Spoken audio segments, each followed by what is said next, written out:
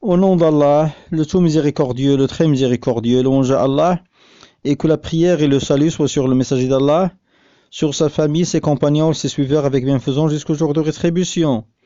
Ceci dit, ceci est une réponse importante de l'érudit savant cheikh docteur Salih Al-Fawzan, qu'Allah Ta'ala le préserve, où il réfute l'ambiguïté de ceux qui n'appellent pas au tawhid, parce que leur souci majeur est de rassembler les gens autour d'eux, au lieu d'appeler à Allah, à l'instar du prêche du messager d'Allah, que la prière et le salut soient sur lui.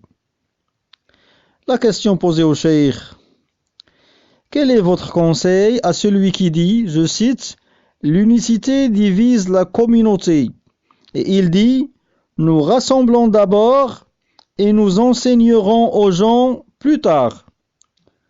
Fin de citation. La réponse du cheikh Hafidahullah: ceci fait partie de l'aveuglement dans Al-Basira.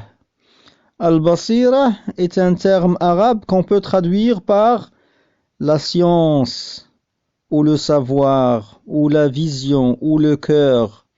Ceci fait partie de l'aveuglement dans Al-Basira. C'est plutôt l'unicité qui rassemble la communauté, ô mon frère. La communauté ne s'était réunie que sous la ilaha illallah. Traduction de cette attestation: nulle divinité n'est digne d'adoration en dehors d'Allah.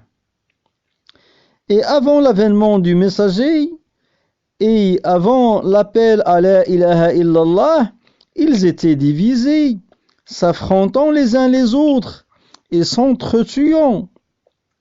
Allah Ta'ala dit: وَكُنْتُمُ أَعْدَاءً فَأَلَّفَ بَيْنَ قُلُوبِكُمْ فَأَصْبَحْتُمْ بِنِعْمَتِهِ إِخْوَانًا. Traduction rapprochée du sens de ce fragment de verset: lorsque vous étiez ennemis, c'est lui qui réconcilia entre vos cœurs, puis par son bienfait, vous êtes devenus frères. Fin de citation. Le cheikh Hafidahullah continue: donc, ce qui rassemble la communauté est l'unicité, at-tawhid, l'adoration d'Allah, ibadatullah, seul sans aucun associé, wahdahu la sharika lah. Quant au shirk, l'association, et quant au bid'a, les innovations, ils divisent la communauté, ainsi que les voies fausses et les méthodologies de prédication, comme ils les surnomment. Voici ce qui a divisé la communauté. Or, le sentier de la communauté est unique, et sa méthodologie est unique. Ce qui divise la communauté est l'association, ses moyens et les méthodologies innovées, inventées. Chacun se forge une méthodologie, puis il s'écrit: voici la méthodologie de la prédication. Or, la méthodologie de prédication est celle du messager, que la prière et le salut soient sur lui. Non pas ce que toi tu poses, ou bien ton patron, ou encore ton leader. Fin de la parole du cheikh Hafidahullah, et je dis: nous devons tenir à cette orientation du savant Salih Al-Fawzan, qu'Allah le préserve. Regardez dans les messages de beaucoup de prêcheurs, vous ne trouverez pas qu'ils s'intéressent vraiment aux fondements auxquels le messager d'Allah, que la prière et le salut soient sur lui, avait appelé, et qui est le tawhid. Je vise l'appel à ce fondement qui est le tawhid dans le détail, non pas sommairement ou occasionnellement.